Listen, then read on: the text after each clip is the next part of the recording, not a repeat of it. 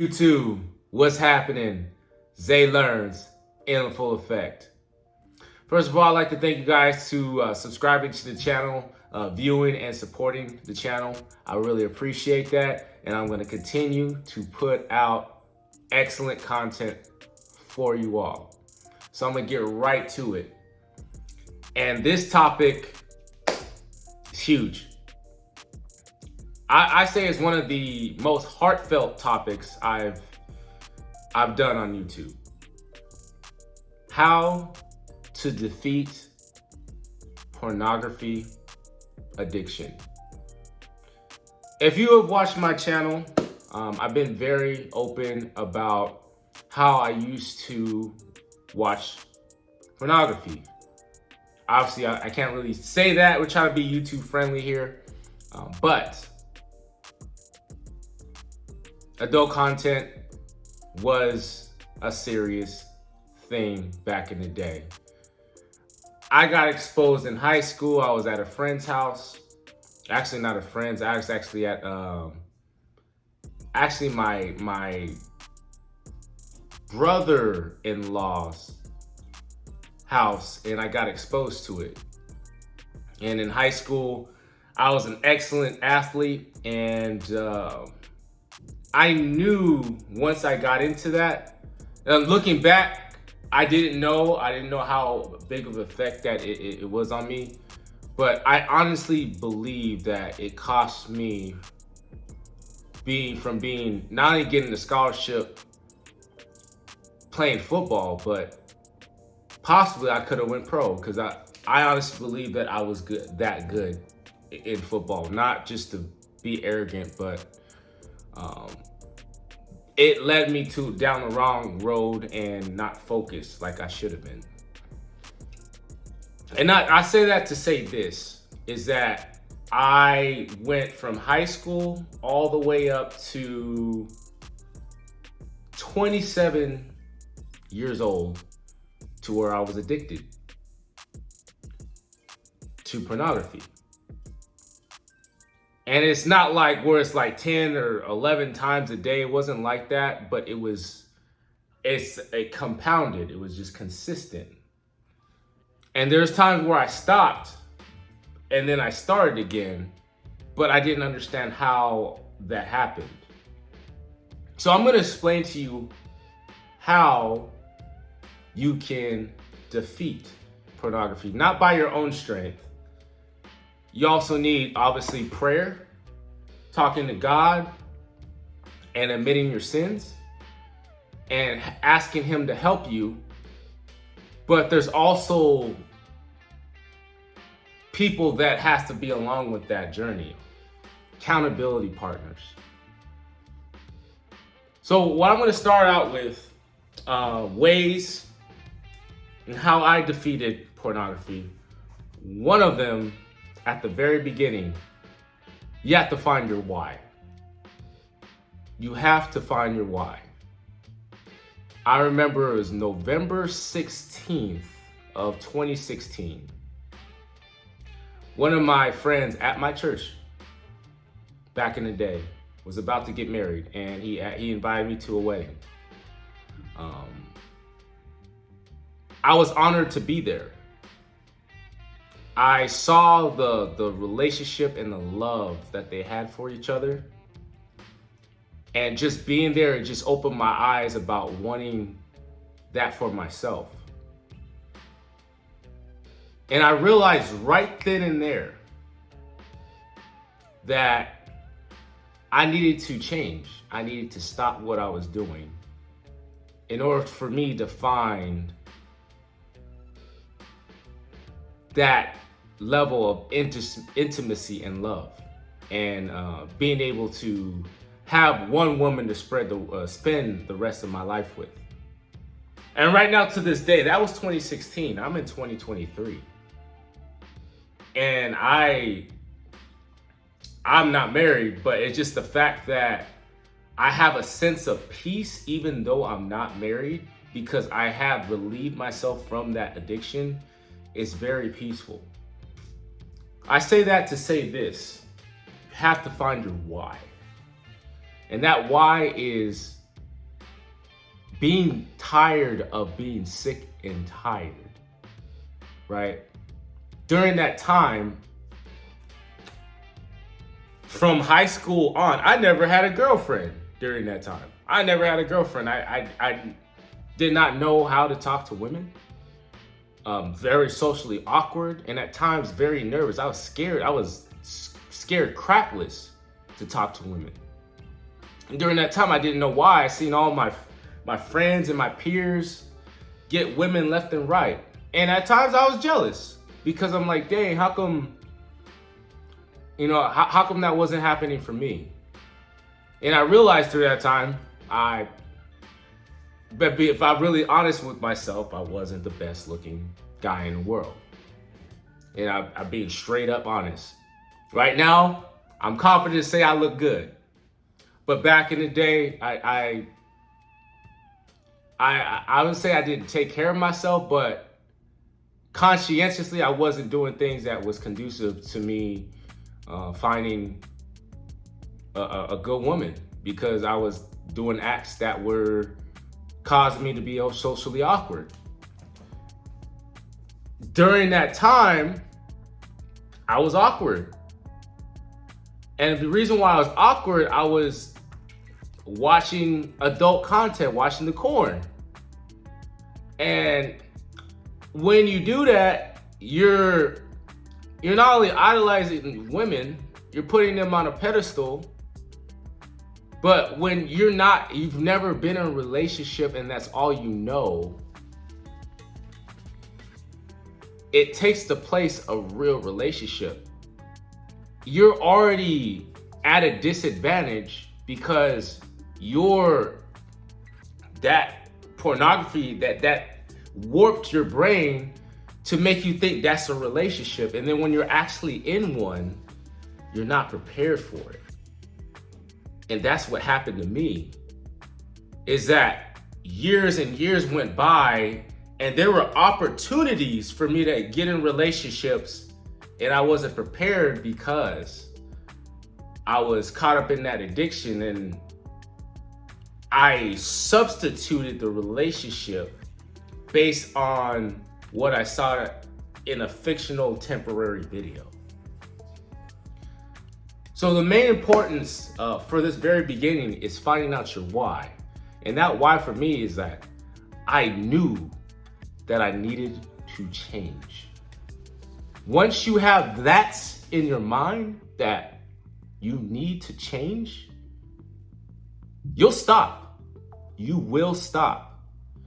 For how long you stop, that's up to you. And having the right people around you and accountability partners, that's up to you. But to make that switch in your mind, when you find out your why, you'll make changes. Believe me, I did that for myself, and it created change. And how it created change, I started. Now you're gonna go through some stuff at the very beginning. You're gonna go through some stuff. I'm gonna be honest.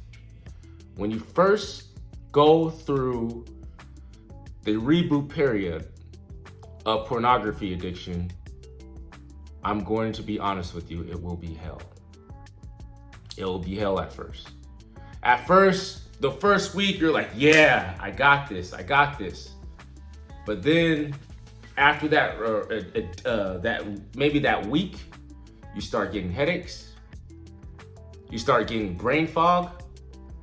Not only do you get brain fog, you start, your brain is starting to process things a little bit more differently. You start to get a little bit more anxious. You start to get more angry because your brain is rebooting itself because of all that dopamine that you had in your brain.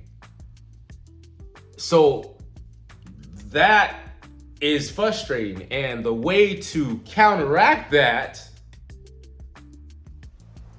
is, for me, I got active. I started going to the gym. Not as consistently as I did now, but I started going to the gym. I started going to the gym. I started going outside, I started to be around more people. And subconsciously, I didn't know, during that time, I didn't know about semen retention. I had no clue about that in 2016. I did not know about semen retention. I didn't know about that until 2019. But in 2016, I was going through it. And there was times where it was just like, I wanted to go back, you know, because it was just so painful. And then there was times where I had dreams, right? And it felt like the enemy was trying to push me back into that temptation. And then there are times when you have dreams where you think that you're watching pornography and you're not. It's the dream. And it makes you think that you're relapsing, but you didn't. So you go through that. I'm being honest with you. I'm being open and honest with you. These are the things that you will go through. You're going to go through low libido. You're going to think that at times you're going to lose your confidence. You're going to go through low libido. You're not going to have the drive, but you still have to have the confidence to push forward and still talk to women and still be open to that and be open to taking some L's. I took some L's because I didn't have the confidence, not even just to talk to women, I just didn't have that inner confidence. It took me a solid, after recovering, for me personally, but there was some up and downs. I had some times where 2016, I stopped the masturbation, but there were times where I had those little glimpses of watching it, but I didn't. And that's worse because once you do that, you're already resetting your mind through that dopamine. And that makes it's almost like you're starting over.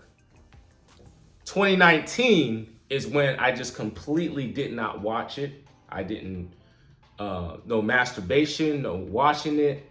Completely, you could call it monk mode, but I didn't see it. I didn't do it since 2019. Since 2019, it took me until I really started feeling like myself and feeling energy and drive. I'm gonna be honest, it took me almost 2 years. 2 years. Since 2019, took me 2 years. Just to reboot my brain, the dopamine, and be back to its normal self. It took me about to 2021 to finally be back and have that energy again and excitement and that joy. But even through that, you still have the challenges of understanding the importance of women and the female nature and understanding women, what they like, what they don't like, what you as a man like, and understanding male and us as men and what we like. Understanding self. So these are all the things that you got to go through when you're going through this addiction. And I'm not saying this all to scare you, but you got to go through it. And you'll be better for it. And the way that you can find the ways that you can beat this type of addiction is during this time, I had emotional triggers. Each time, if I was feeling down, it's almost like the enemy was trying to attack me when I was down. And the way that I beat it was either, number one, I either went to the gym.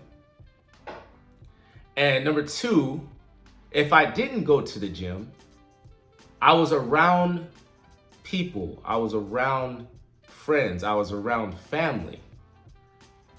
And by doing that, it kept me at bay. It kept me at bay to not go alone and and do the deed. And when there was no people around, what helped me, even though I was feeling that emotional trigger, I had to remove. I'll tell you this. I have a laptop right now. This laptop. I'm living on my own. I have this laptop. I'm very comfortable to not be concerned with pornography. I could have it on my bed at night, no concern. It took me, I got a new computer in 2020. I had to go 4 years without having a laptop. 4 years. 4 years without having a laptop. I finally got a new laptop in 2020. That's how powerful it was.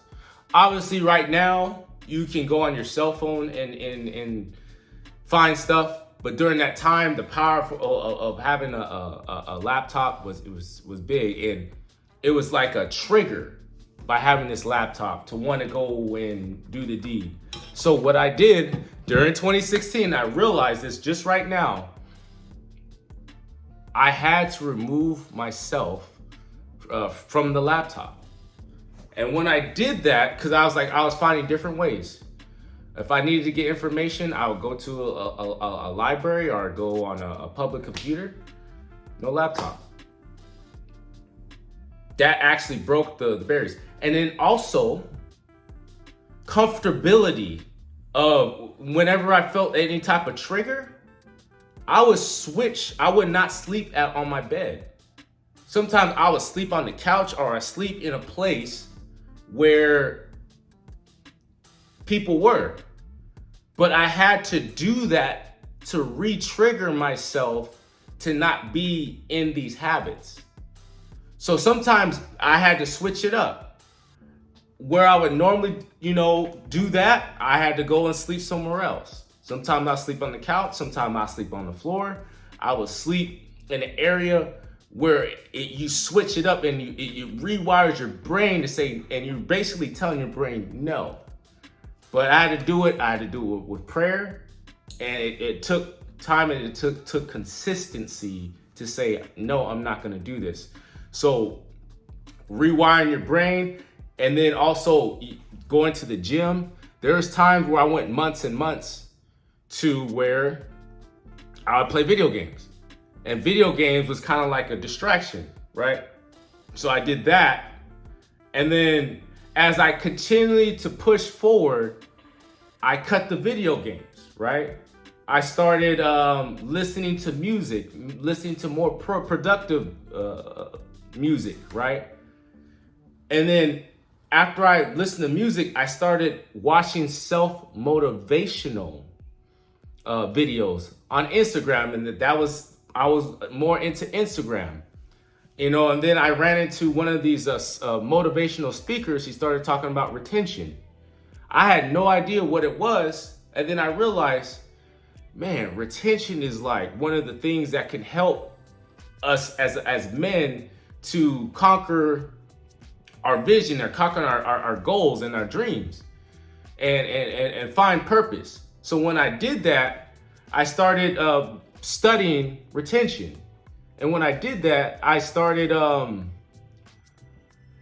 I was highly productive. I was continually focused. I started a business. I started a cobbler business.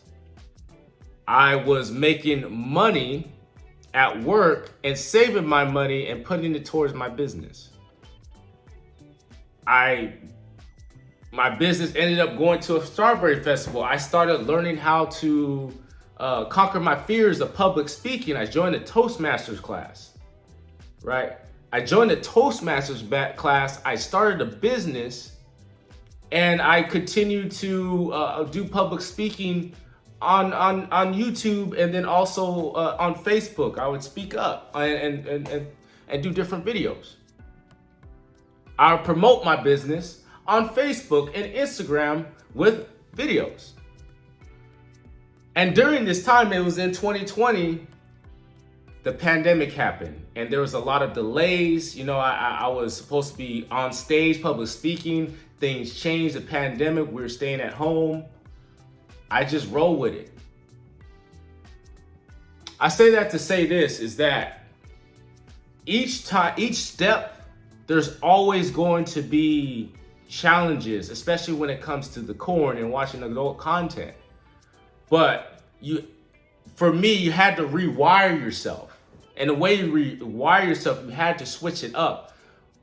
Not be in places where you normally would be. Okay, if you know that you sleep in that bed and then next thing you know you're watching, that means that you have to switch it up. That means you may have to sleep on the couch. You may have to sleep on a duffel bag or on a chair, your work chair or something like that. You have to switch it up because it rewires your brain to train you like, no, this is not going to happen. This is not going to go this way. And obviously through the power of prayer, but you have to switch up your routine in order to rewire your brain for you not to do those acts anymore. And that's what helped me. And this is going to be part 1 of this, and I will continue to push forward and find different ways and even organize it even more. So this is part 1 on how to defeat pornography addiction. Much love, y'all. Zay Learns out.